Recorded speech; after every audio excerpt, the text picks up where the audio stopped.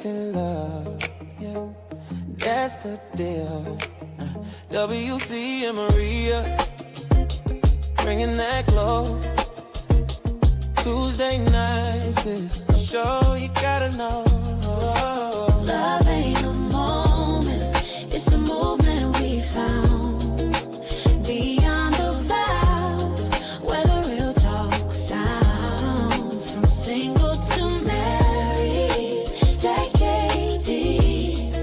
Together we rise, where the promise is key.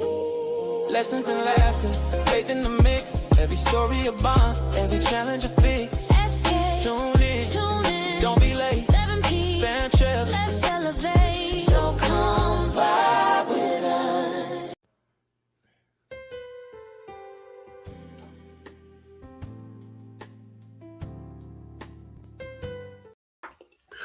Well, hey, good evening. Good evening. It's that time again. We're a little bit behind, but it's that time again. You are tuned into Beyond the Vows with your host and the hostess with the mostest. That one right there. And you know what? You all right? I always had that effect on her like that. Look, you know when there's some writing behind, you see that writing right there? Is that our signatures? Oh, I can't see it. Anyway. So welcome to Beauty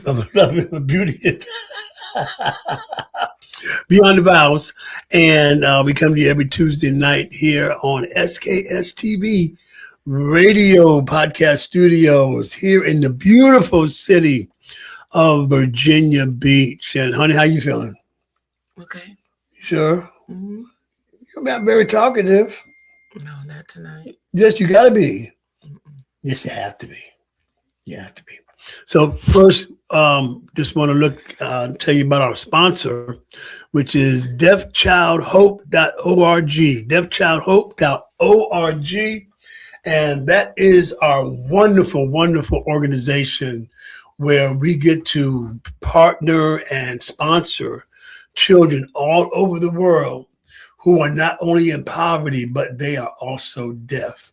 Your contribution, your sponsorships will help these children to learn sign language so they're able to communicate with their families, with their friends, with their communities. And we do have our own child that I believe Comey is almost turning 16 now.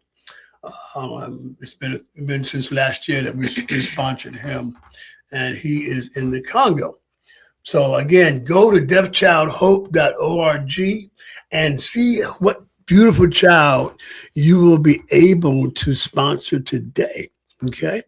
I just said we was here in the beautiful city of Virginia Beach, and I believe we got a great viewer that's watching us. Our nephew should be watching us tonight. Israel leader, he should be watching us tonight. You know, he's a bomb diggity. He really is. But you know, first, honey, I like the news, right? You know, you wake up and 2:00 in the morning. I'm looking at CNN or News Nation, And I can't sleep. Yeah. I don't know. I just love the news. It's just too much. You know, Depressing. So let me ask you a question. What are some things that you like that your spouse doesn't necessarily not like, but is just not into it? So what is it about the news? Well, the news now is depressing, and I'm tired of listening to it. You know, I mean, I would rather go to bed on the pleasant side than to go to bed listening to lies and lies and lies and lies again.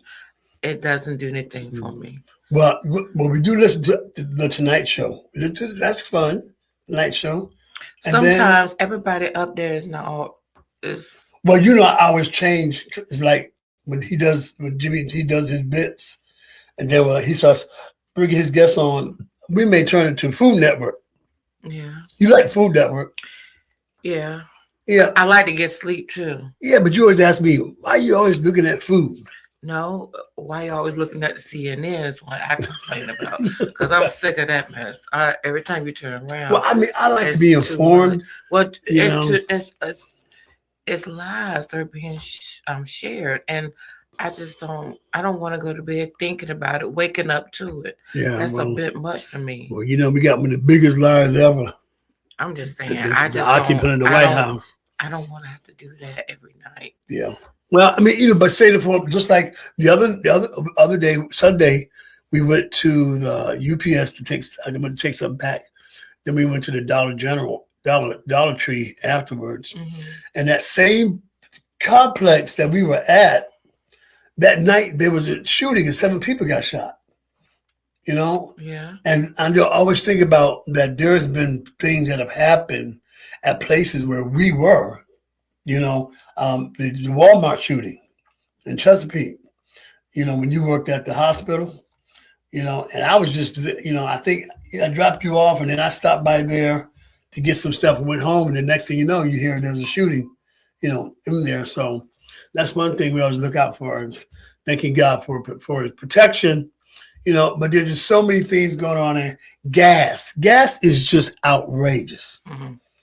I've never seen it, and where we live now, that gas is $3.99. And I'm like, wow, it's just as crazy. So I just ask you folks, just look at what's going on in your community, what's going on nationally. You need to be able to make real good decisions when you're asked to do certain things. Like now they're asking us to vote on this redistricting here in Virginia, where the Republicans are trying to change the districts or add districts to their benefit so that they'll keep their majority in Congress for the next 2 years. But we can't go through another 2 years of having somebody in there who's not being checked, who's not being called out, and I just, it's just bad that everybody has to suffer, Mm-hmm. from what's going on. The TSA workers, that's bad. We had the plane crash, up in New York. The plane ran into the fire truck. You saw that, didn't you? We talking about CNN stuff, so this is beyond the Vows. So make it quick. Anyway, just be informed, folks. So look, so usually either Mondays or Tuesdays, we have this same conversation every week. What are we going to talk about?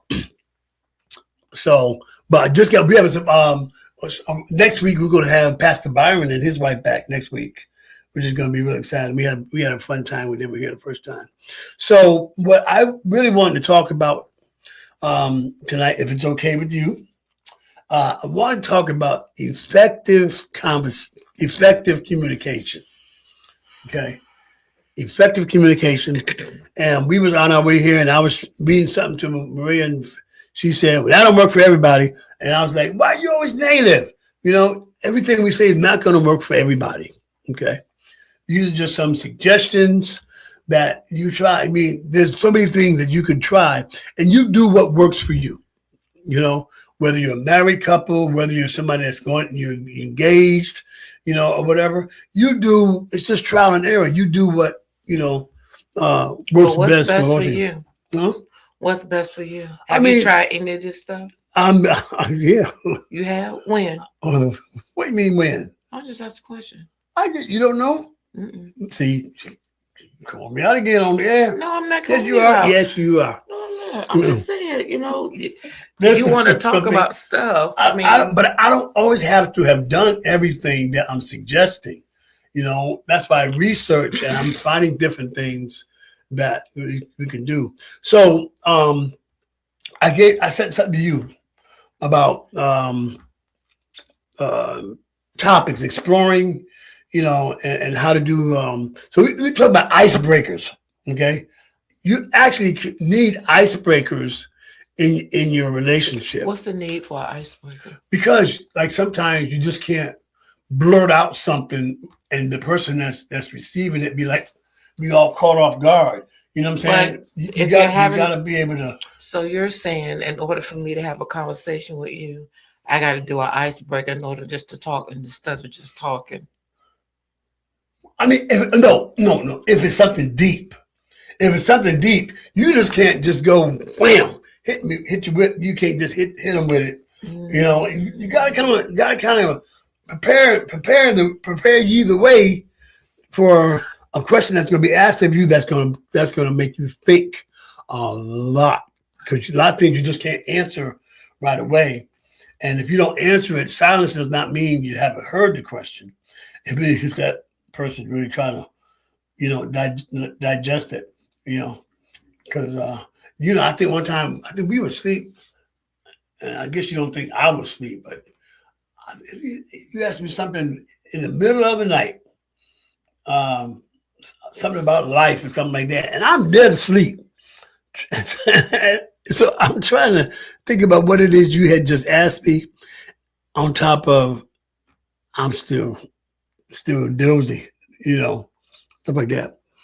So, but the other part we were going to talk about was how past relationships can influence your current or future relationships. In what way? And how that.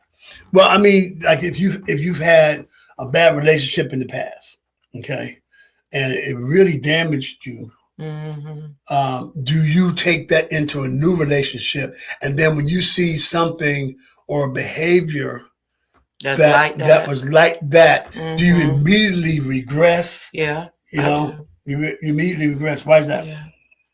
Because it's a trigger for me. And so I have to keep my eyes and ears open, because I can't trust that is going to not ever happen to me again. So I have to protect my heart. But do you like give it the benefit of the doubt and say, well, I'm gonna let that pass, but or just I'm gonna let it pass, and that was just something that just happened.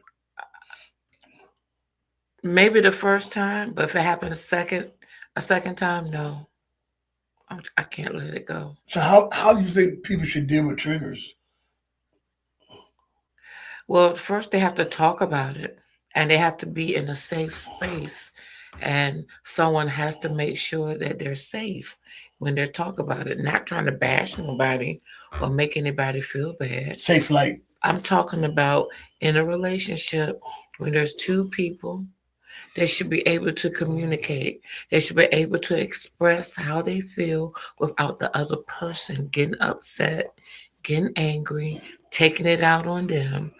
No, that's just how that person is feeling. It doesn't always necessarily mean that it's you that's doing it. So you have to be able to make people feel safe. I mean, a woman that is a wife is not going to feel safe around her husband. Every time you turn around, she's trying to say something and they're yelling and screaming. That's not a safe space for her. She's not going to want to tell you her innermost thoughts or her feelings.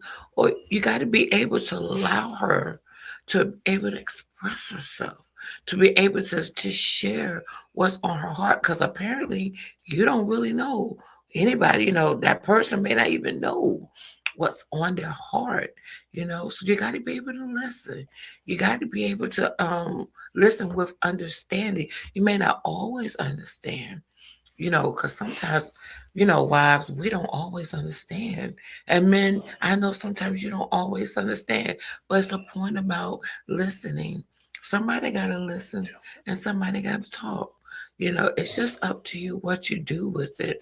You know, don't make the man feel bad because you express yourself or because he expresses himself. Let him have that moment and that space. Yeah, and everything needs to be reciprocal.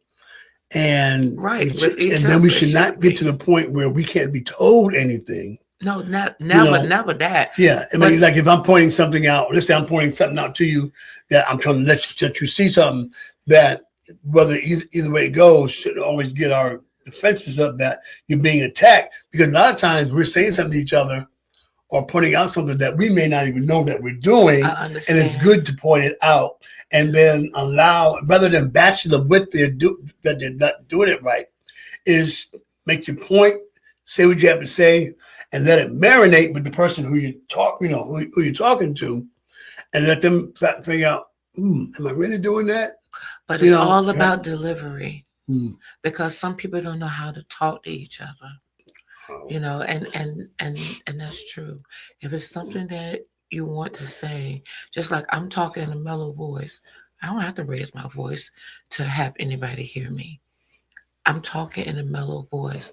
So it's my delivery. If I come off nasty, disrespectful, and just terrible, no one's going to want to hear me. To people who respond in the spirit that is given. It's supposed to, because a lot, like I said, a lot of people, what's wrong with them today, and they don't know how to communicate. They don't want to communicate. Hold your hands up like that. Let me see that. Y'all see her nails? It looks so good. She did them herself. She don't go to what you call it and spend about $1,000 on nails. Oh, please. Homegrown. Home. Ain't no homegrown. I mean, home done. God help her. It's not. So, what are some other things you think that people bring into relationships or form of relationships, or not even that? What people may see, like a child may see how their parents did. Is there sometimes you think that what they've seen throughout their childhood or whatever, they bring that into a relationship?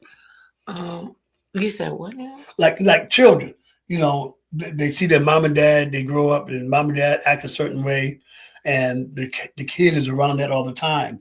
Do you think sometimes when they get as adults, they bring back what they were trained in or what they were born? Yeah, that's why it's important that you raise your child right, and then let them see love in the home. Let them see compassion in the home. Let them see the husband loving his wife and vice versa. They need to see that, whether they 2 or whether they 82 or however long it is. Let them see that. If they don't ever see that, then they, in the back of their mind, they're questioning, is this person really good for the mom or dad? I've had some children come to me and even, they question their own parents' relationship. And I'm like, Lord, what am I supposed to do with this? I don't even know you like that, But I mean, what do you do?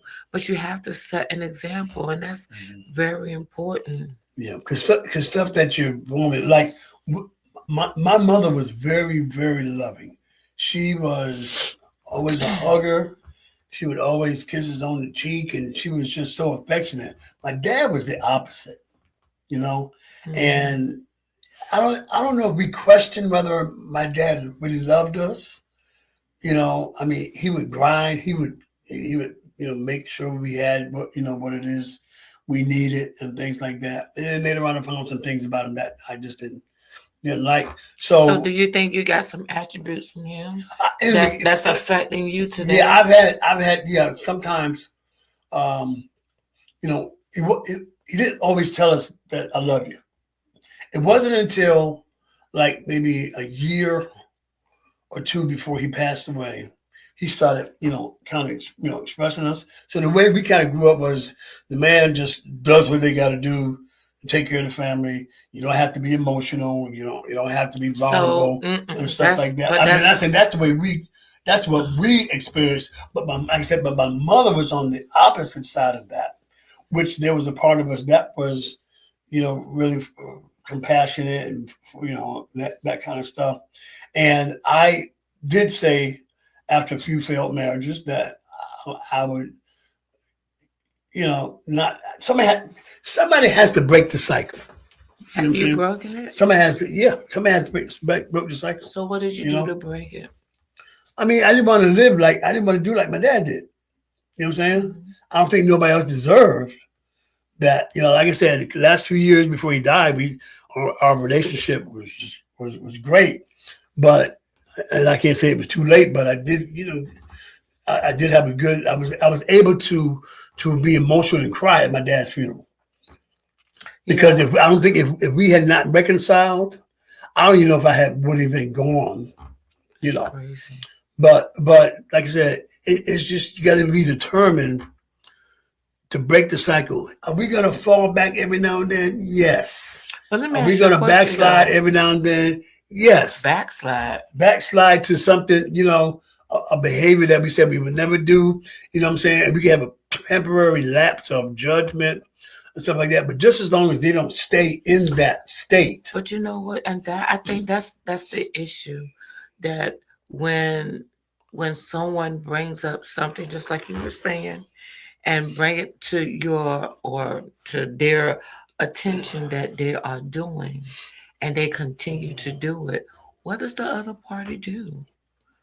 Because what happens is, how many times, like if just using us for an example, how many times you gonna tell me that you don't like carrots and I'm still cooking carrots? Do you understand what I'm saying? I'm like, how many times it's gonna really start saying, well, Maria, I'm allergic to it, but you still keep cooking it. Do you understand what I'm saying? Yeah. So, like, how many times do you have to keep saying it before I do what I need to do? Because number one, if you're allergic to it, why would I even serve it to you? Well, you don't, and I'm glad you used that example because there's something that in our reading that I want you to answer the question. kind of addresses that. Okay. Okay. But like I said, memories that you've had in the past and things like that, you just got to figure out what's important. And that's why it's important to communicate the need, my needs, your needs, everybody else's needs. So, I want to go back because you got to answer that question and this one I'm about to ask. I talked with my son the other day, and they were talking to me about being emotionally available, being vulnerable in the relationship, that we can't be afraid to do that. And these are young people. They are talking about being vulnerable and being emotional available to their partner, and that is really important. Without the vulnerability, I mean, the person is there with you. They promise to stick with you through thick and thin. So what is it about yourself that you don't trust? Because if you should be able to understand that the person that is with you, if they're being vulnerable about everything about them, then why can't we be that? Why can't you be that? We was talking about that, and it's just so important because if I'm just using us as an example, if I'm your helpmeet and I'm supposed to help meet your need, how can I help meet your need when I don't even know what you need? I'm not a mind reader. You know what I'm saying? So you got to be able to say, and even there are going to be times, even in a relationship, where you feel scared, you feel nervous, you feel whatever. It doesn't take away from who you are as a man. It doesn't take away from me for who I am as a woman, because all of us have experienced fear.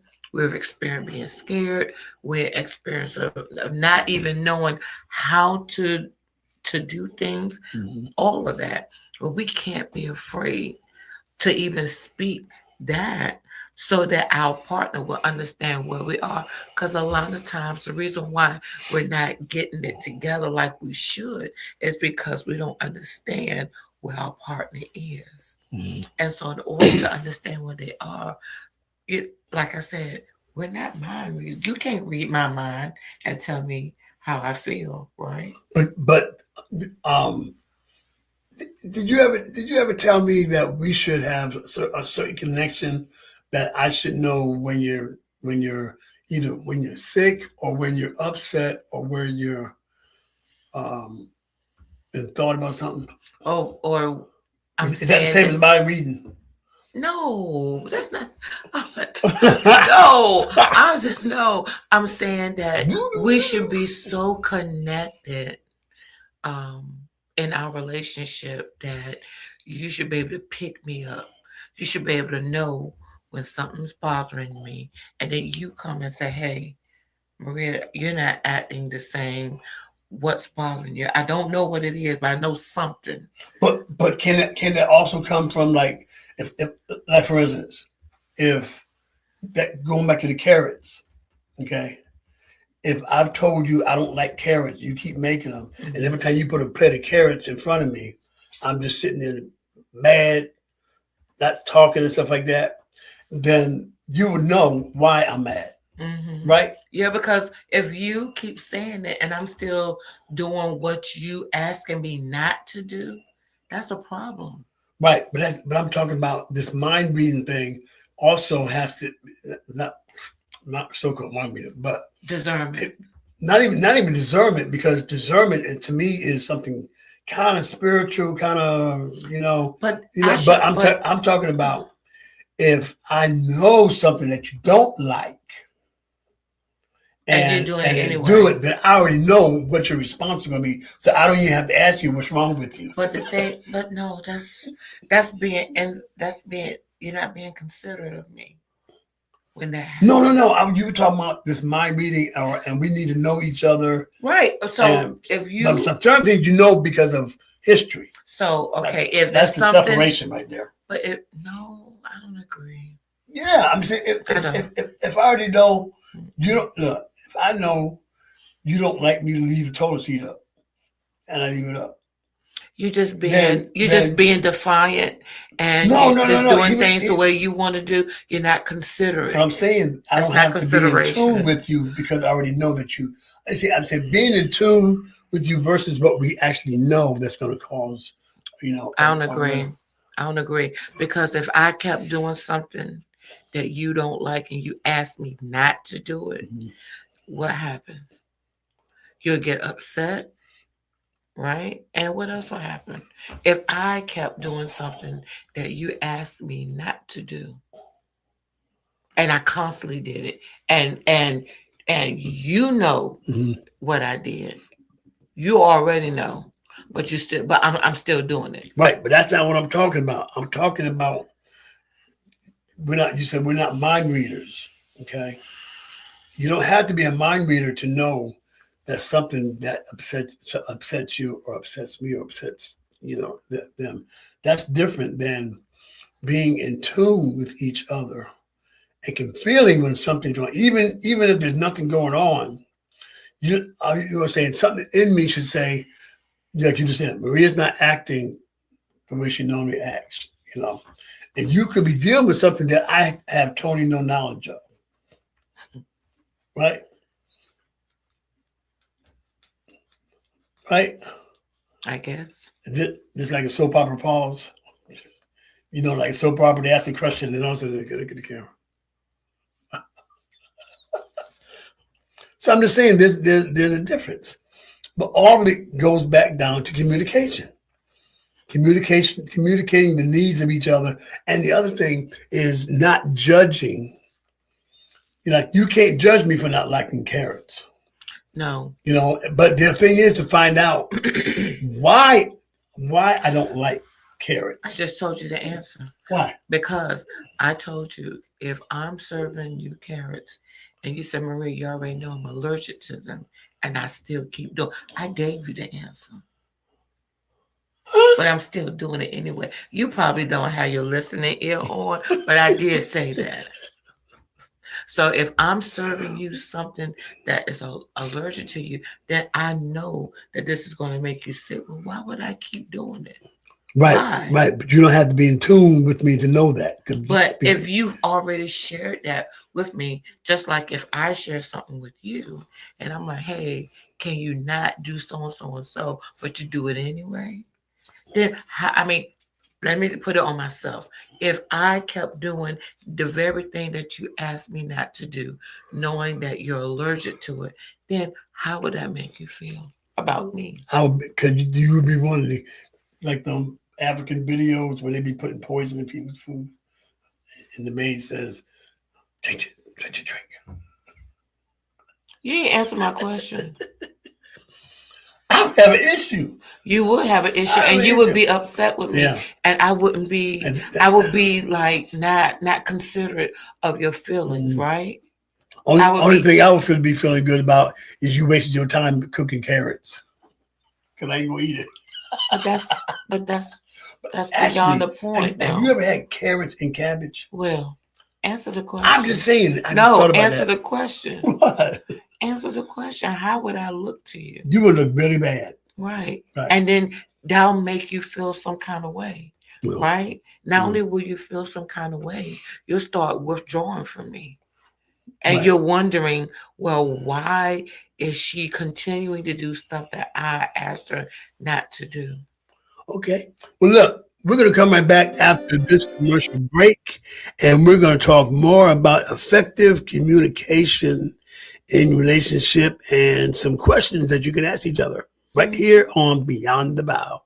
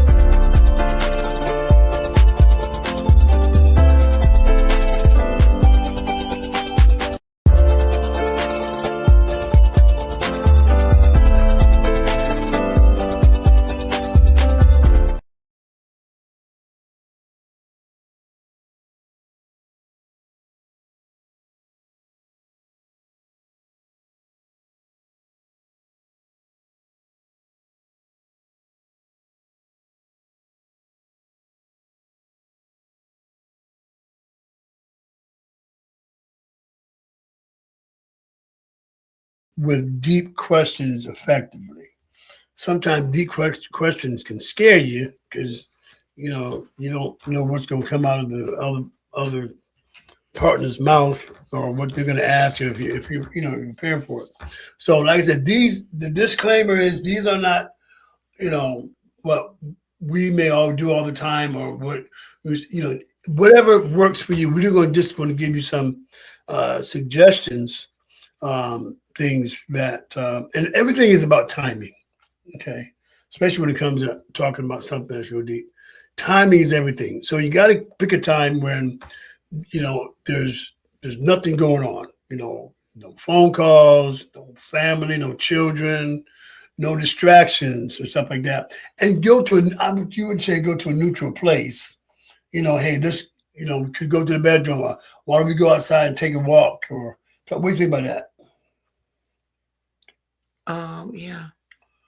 Mm-hmm. Yeah. So, like, there's something in the Bible that God talked to Adam in the cool of the night. Anybody said? I thought it was the cool of the day. Cool of the day. And I thought that would be God was already upset because they had ate from the tree. Mm-hmm. So God had to wait till he was cooled off before he asked Adam, "Where you at?" I'm using that as an analogy. It's best to talk about things when they're level headed. As you said earlier about a safe place. When you do that. So what I saw, it said that when you're ready, you can follow these practices. One is, like an opening line. This is what I was talking about earlier about icebreakers. So like let's say we were talking about something with the kids, and then the next sentence that comes out of one of our mouths is, "How do you feel about such?" Which means you just totally went off from one kind of conversation to another. It's got to be, it got to kind of lead up to stuff. I mean, I understand what you're saying, but I'm not in agreement with it. The only reason why I'm not in agreement with it is because, I wouldn't know. I'm just talking about for me. I wouldn't know what to bring for an icebreaker because I'm just going to talk. No, that's just me. Yeah, what I'm saying is, you look at what's happening previous to something that you want to say to somebody. I understand, but I would never be nasty. No, not even being nasty. It's just, it's got to be everything to everything. They say everything there's a season. Right. I mean, I understand that everything to everything there's a season, mm-hmm. and not only a season, it's the delivery as well. I understand all of that, but there's got to be a time that it has to be dealt with, whether it's today, tomorrow, next week, or the next 6 months. Right. There has to be time, and I guess for me, because like I said, everybody's different. Everybody has to take what they can and try to figure out how it best suits them and how you can make it better for whatever relationship that you're in. But for myself, I'm the type of person, and I'm just using myself as an example because I can't give an answer that'll be generalized for everybody. I can only go by me. So you can understand where I'm coming from. Me, I'm the type of person, I don't like to hold on to stuff and not talk about it because it'll affect me more. And I like to be able to put it on the table, deal with it. And then after I put it on the table, it's the responsibility of the person that is delivered to and the person that delivered it. It's their responsibility to say, hey, well, I didn't know that you felt that way. Well, why don't we do something about it? Let's do this, and someone told me that I'm always trying to solve problems. I just like unity. Because where there's unity, there's strength. If there's no unity, well, there's no strength. So for me, I just like to go ahead and do it. I don't like to sweep stuff under the rug because what happens is, for me, I can only speak for me. I can't speak for nobody else. For me, if it's still there after a month, I don't operate very well like that. So, what I understand what you're saying, that it has to be dealt with, and my focus is when you have to deal with it, and making sure that So let me you ask know you, it when can't be is it? combative or anything like I that. understand, You but know, when is the best time for you're not, I mean, anybody? you're not. I mean, I'm just. There's never really a critical time or best time Mhm. to do anything. I'm just talking about how to get there without it being confrontational or anything like that. Like I said to somebody, you could be at the dishwasher, you know, the dishwasher, you know, and ask a question like, you know, hey, what are what are your dreams? You know, you know. You're doing dishwasher, and you know another couple may say, you know, well, you know, What's what wrong are you with what are you talking about? what? You know, I'm saying there's nothing wrong. I'm just saying effective communication and just talking. And the more you talk, the more you can learn about. So when is a good time to tell the audience? When is a good time to talk about stuff? When? Because and I'm not trying to cut you off and all of that, so I apologize if you feel that way. But what I'm saying is, that's you're talking about communication, right? Right. And what I'm talking about is you have to communicate. But I'm just trying to focus on how you get there. You don't have to say, well, I guess I'll wait till 4 o'clock to talk about what I want to talk about. Okay. If that's how you want to do it, you still have to have preparation when you want to say something, I believe, to like if I want to ask you something, if there's something I've been thinking about all day long, I want to make sure I deliver it. You were talking about like the delivery. So I just feel like an opening line helps to kind of cushion whatever it is you got to talk to. So And not everything you talk about has to be a bad thing. So, you know what I'm saying? so you're saying it's your suggestion that everybody do the same thing. I said whatever works for whoever. It may not work for everybody. Okay. Mm-hmm. I'm just saying these are things that should be tried because I you know, like I said, you want to say something and talk about something when there's no distraction, so each person can hear what the other one is actually trying to say, and you can't hear what the other person is saying if you have distractions and stuff like that. So I'm just saying you got to set the stage. I would say that's the wrong time to talk about anything when you're upset. Because I do agree with that. If you're upset, then you should wait. Yeah. But it's still about the whole delivery. Because if you're upset, like say for instance, I'll use myself again. If you're upset by something that I said or did, then it wouldn't be feasible for you to come to me in the spirit of anger because you're already upset and you should not say anything. And you can't hear when you're angry. Right. So, but let me ask you a question. But do we do that anyway? Yeah, of course. I'm talking about the audience. Yeah, all of us do that. And we've all done that. I said, nobody is perfect. Right. You know what I'm saying? It's trial and error. Right, you gotta do what works. And repetition is the key. Repetition is the key. You know, if you know this thing's not gonna work, let's try it another way. I need to ask you another question. So you're talking about planning time to talk. Well, how can No, I'm not saying planning time to talk. What I'm saying is when there's time to talk, when you want to say something, you know, it's got to be. You got to look at your situation, your environment. You know, like I said, everything we talk about does not have to be negative. Right. So my thing is, and it helps with you, and it helps with the delivery. Like I said, there shouldn't be any distractions. I just feel like, or any of that kind of stuff. I just feel like I want to be free to be me. You know, I'm saying you can be you, but I'm saying is people there's just a way you have to. There's the way you should approach anything without feeling like you're not free or you're not being yourself. It's the thing of being considerate of the other person, and if you know them, you'll know if you come off a certain way, this is going to happen. Well, if I come off a certain way, that's going to happen. And then again, I say, everything we talk about does not have to be a negative.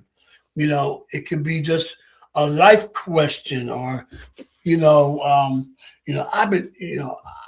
I've been really thinking about my life and where I've come from, and where I'll be. But if you're doing something else, that for me, that would be the wrong time.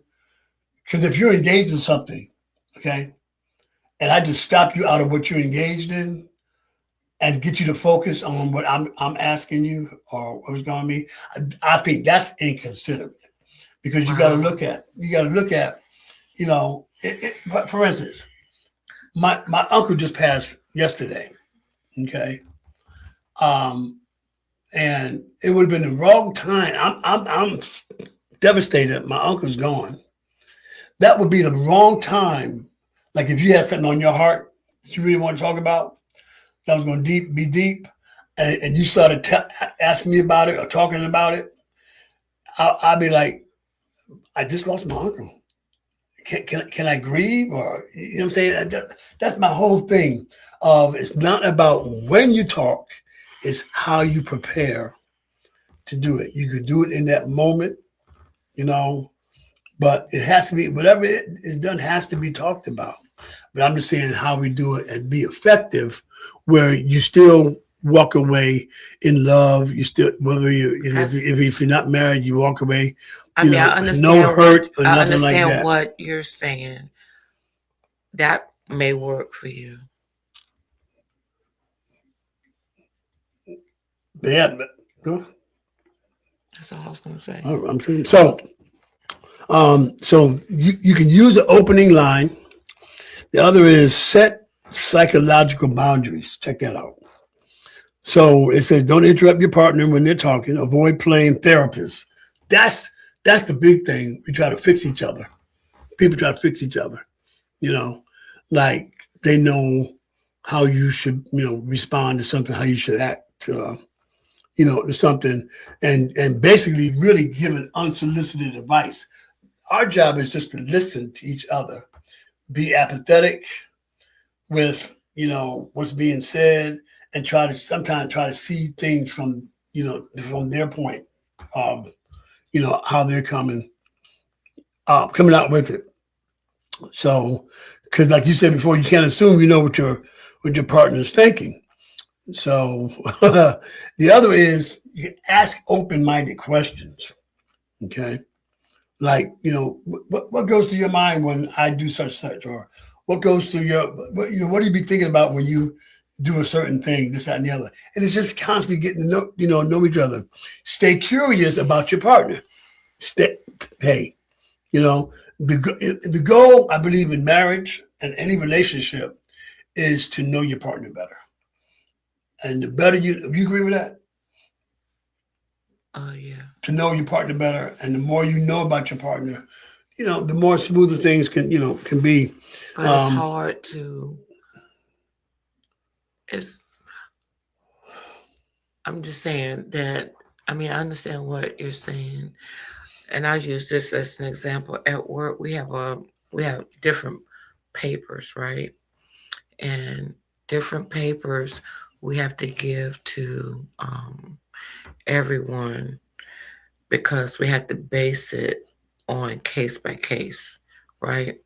So in a basic papers that we give out, they have like instructions, they have like policies or updates or stuff like that.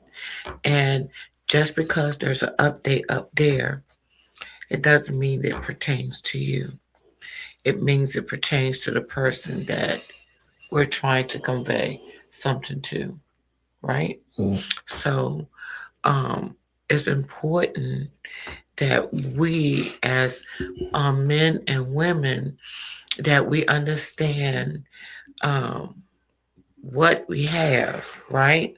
And I understand what you're saying, and having those things that or trying those things is one thing, and trying to see what works best for your situation is another thing, right? Mhm. Right. So that's not something that we should. um I guess what I'm just trying to say is that I know, like, some things may work, but we have to do, just like you said earlier, things that'll be best for us. You as an individual, me as an individual, us, period. When it comes to the communication part, audience, you have to know what's best for you, and then act accordingly, but never to the point that you want to make someone upset or angry or anything like that. It's not about making somebody angry. It's not about making somebody upset. A lot of times, I really do think it's the understanding of the other person that you're trying to convey to. But the thing about it is, it's like, give me a chance to understand. Don't you said earlier, don't have judgment. Then we need to give each other some form of grace to help them to understand what's either being said or what's being demonstrated. Sometimes you need that. Yeah. That's all I'm saying. Well, the other thing is, like I said, keeping you cool and check your expectations. Not every conversation has to be profound. You know, even the most mundane, conversations can still have value. And but that being said, but the simple act of sharing, that that can become the glue that really keeps people together. So you think Simple as just the fact that we're sharing so? with each other on things that are going on can help people to be more in love. I think. So how? So how? I mean, so I'm trying to figure out what you're saying. So, um, just say for instance, I want to have a conversation, right? And I got to think of an icebreaker just before I say the conversation. That's what you're saying? What I'm saying is, you don't always have to just. Because sometimes, you just have to look at the situation like, I'm sorry, I didn't mean to interrupt you, but it's like sometimes you just want to just talk. It don't have to be about anything. You can say, you know what, those greens the other day that we had were the best greens, remind me of my grandmother.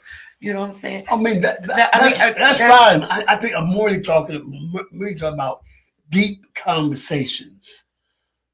Deep conversations need to be thought out. That's what I believe.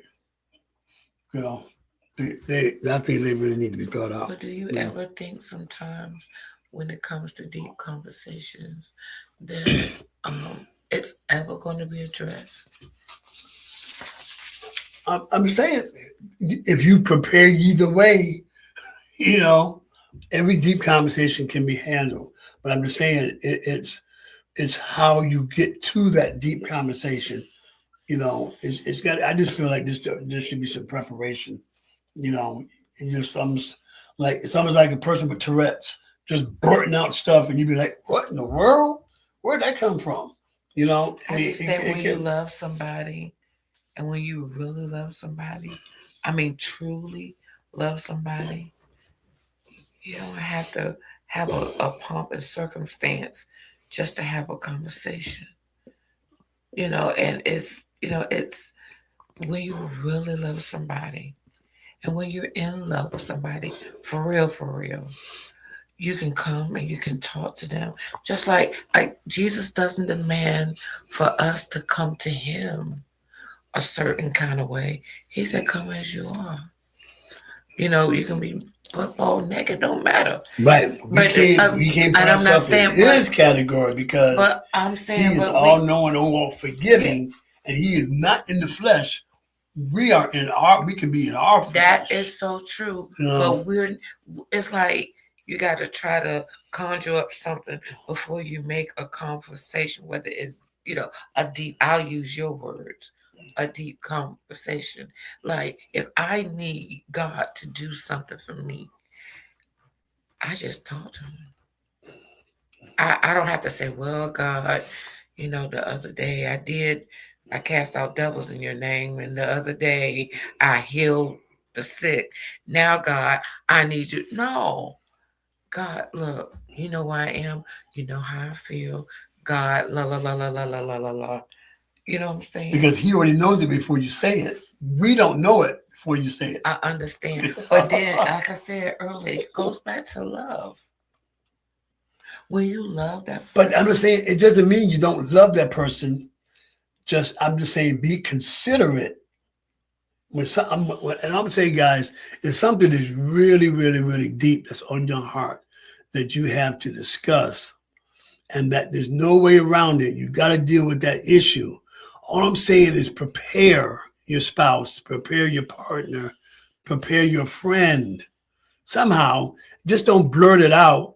You know what I'm saying? With no notice, without no jelly, or take me out on a date, what have you. I'm just saying, prepare conversations so they don't go sideways. That's all I'm trying to say. Okay.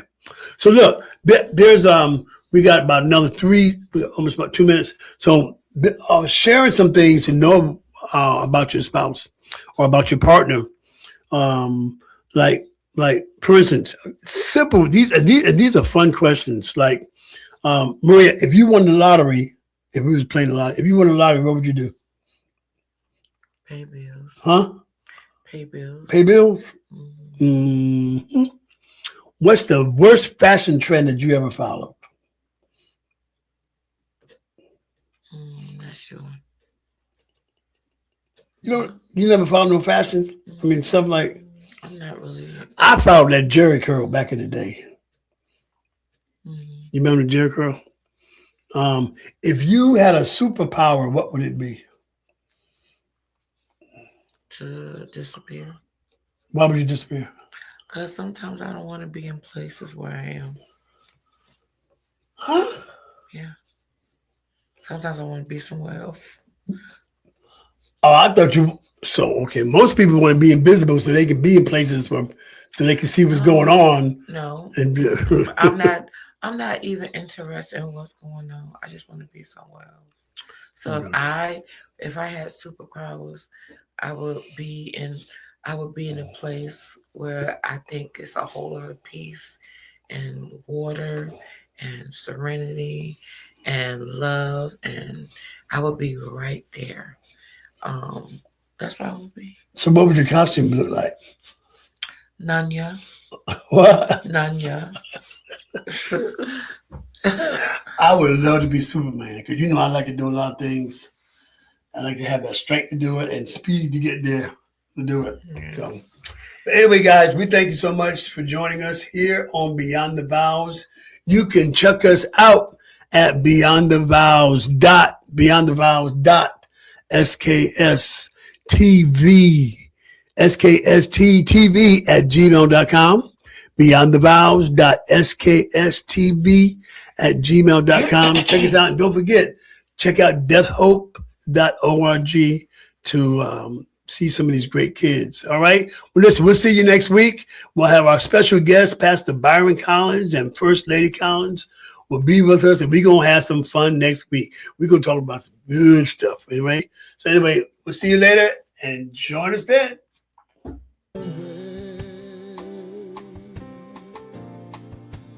Some kind of way. Some kind of way. Some kind of way. Some kind of way. Some kind